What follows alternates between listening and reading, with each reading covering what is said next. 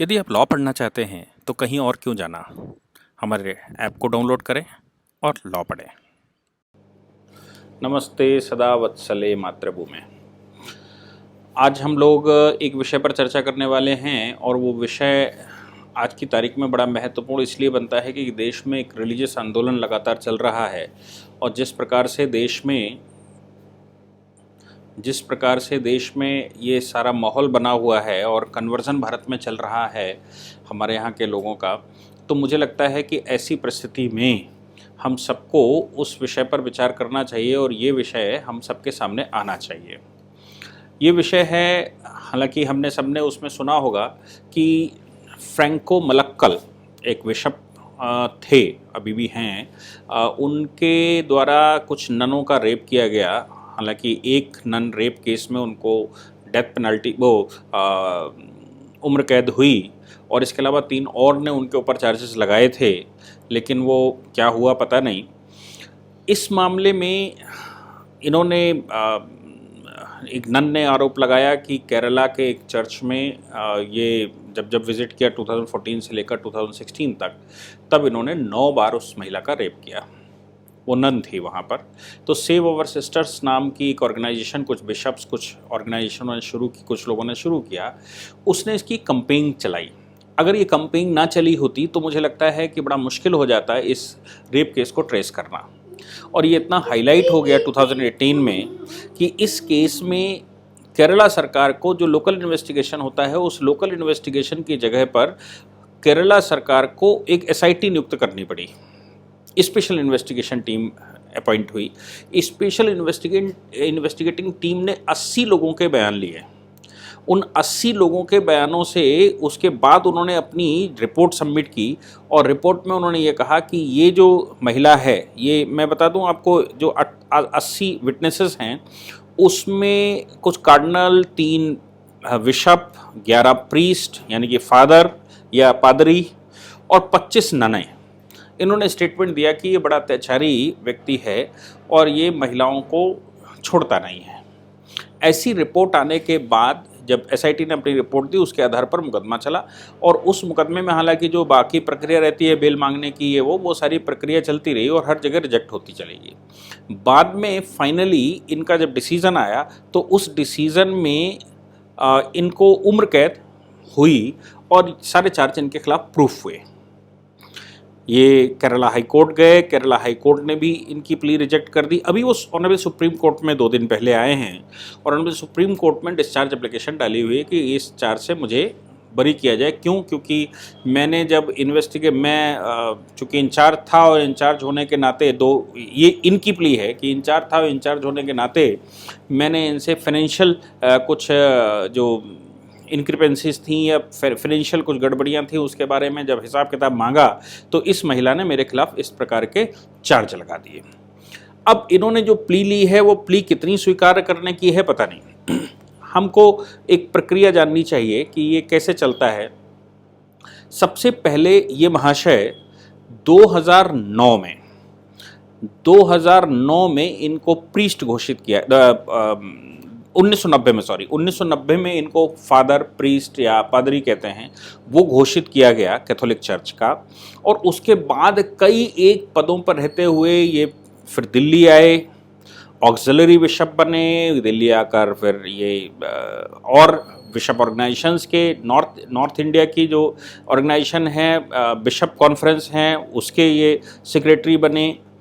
2013 में pope Francis के बारे में आपको बता दूं, पोप फ्रांसिस जो वेटिकन सिटी रोम में बैठता है, जो पूरे संसार की इस तरह की ऑर्गेनाइजेशनों के, इस तरह के लोगों को डील करता, उसने 2013 के 13 जून 2013 को इनको एक नए पद के लिए अपॉइंट किया और ये पद था bishop of the Catholic diocese of Jalandhar.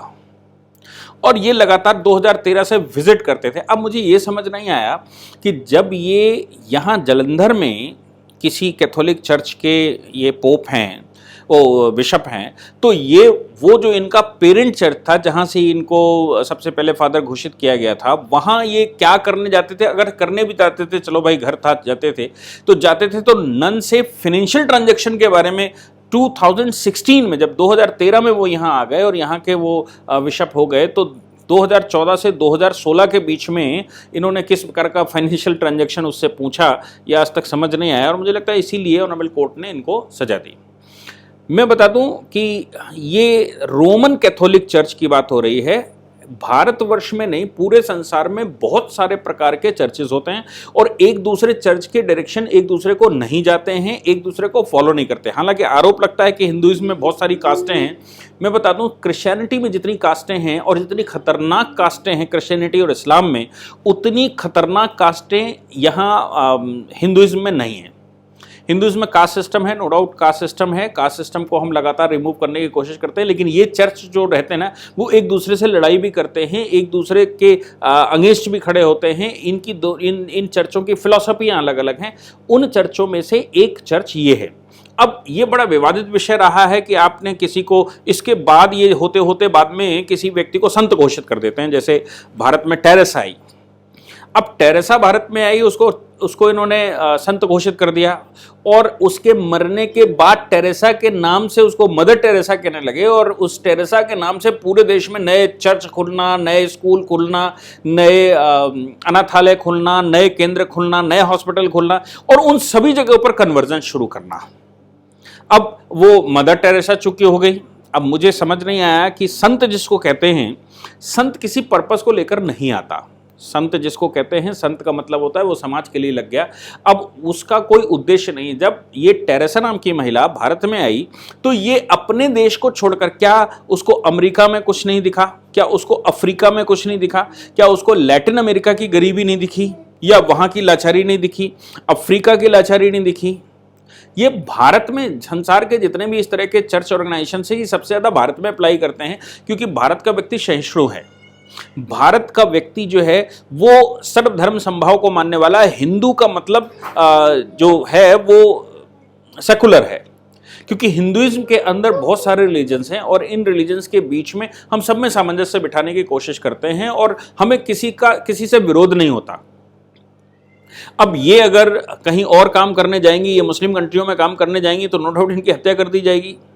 ये अफ्रीका में काम करने जाएंगी तो इनकी हत्या हो जाएगी। हालांकि ये काम करते ही हैं, लेकिन भारत सबसे सॉफ्ट कॉर्नर रहता है। इसलिए इस प्रकार के लोगों को, जिनका उद्देश्य कन्वर्जन रहता है, उनको वहां से यहाँ स्पेशली भेजा जाता है नन बनाकर, और ये नन बनाकर यहाँ पर काम करती हैं। काम करते करते करते करते ये धीरे धीरे उन्हीं के साथ कन्वर्जन शुरू करते हैं, और ऐसा व्यक्ति जिसने सबसे ज़्यादा कन्वर्जन किए हों, उस व्यक्ति की मृत्यु के बाद ये पोप जो वहाँ रोम में बैठा हुआ है, ये पोप उसको संत की डिग्री दे देता है, और संत की डिग्री जैसे ही देगा तो उसके द्वारा किए गए कन्वर्जन को ऑथराइज कर दिया जाता है। और जैसे ही ये कन्वर्जन ऑथराइज होते हैं, वैसे ही इन कन्वर्जन्स के बाद, इनकी अथॉरिटी के बाद, इन कन्वर्जन्स के इलस्ट्रेशन तैयार किए जाते हैं, और अब इनके नाम से कन्वर्जन भारत में शुरू होते हैं। और उद्देश्य क्या है, उद्देश्य और मोड क्या है? मोड ये है कि इंग्लिश आपको पढ़ाएंगे, आपको म्यूजिक सिखाएंगे, आपको कोचिंग पढ़ाएंगे, आपके छोटे छोटे बच्चों को खिलाएंगे खुदाएंगे।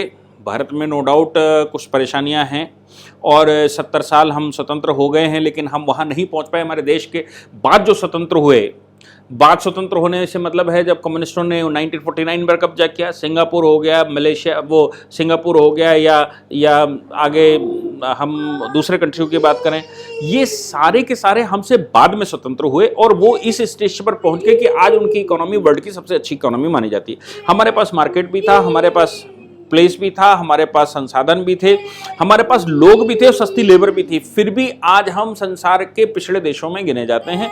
उसके कुछ पॉलिटिकल कारण रहे होंगे, और इनकी वजह से इन मिशनरीज को भारत में काम करने का अवसर मिलता है, और ये वहां से फंडिंग होकर यहाँ पर काम करती हैं, और काम करने के बाद यहाँ पर कन्वर्जन करने का प्रयास करते हैं। ये जो जिस पादरी की हम लोग बात कर रहे हैं, जिसको बिशप घोषित किया गया, ये व्यक्ति रेपिस्ट है, और रेपिस्ट के होने के साथ साथ इनके जो ऑर्गेनाइजेशन हैं, इन ऑर्गेनाइजेशंस ने इनको टेम्परेरी रूप से बिशप के पद से हटाया था, और बिशप के पद से हटाने के बाद भी आज भी उसकी उतनी रिस्पेक्ट है। और बहुत सारी ऑर्गेनाइजेशन संसार की ऐसी हैं, जो देश की ऐसी हैं, जो उसके पीछे आज भी खड़ी हैं, और ये उसकी बेल के लिए और उसके मुकदमेबाजी की जा रही है। मुझे लगता है कि इस प्रकार की न्यूज़ें हमारे देश में हमारी मीडिया के द्वारा थोड़ी कम उठाई जाती हैं। इस प्रकार के की न्यूज़ों को देश में एक एक व्यक्ति को पता होना चाहिए और ये हर व्यक्ति का दायित्व बनता है कि इस प्रकार की न्यूज़ों को वो आगे फॉरवर्ड करे। कभी भी ऐसी अगर सूचना मिलती है तो उसको उस प्रकार करना चाहिए। Thank you. इस पूरी ऑर्गेनाइजेशन को चलाने के लिए आप नीचे डिस्क्रिप्शन से हमारे ऐप को डाउनलोड कर सकते हैं, जिससे कि लॉ स्टूडेंट्स को, लॉयर्स को और आम आदमी जो लॉ जानना चाहता है वो भी क्लासेस का लाभ ले सकता है।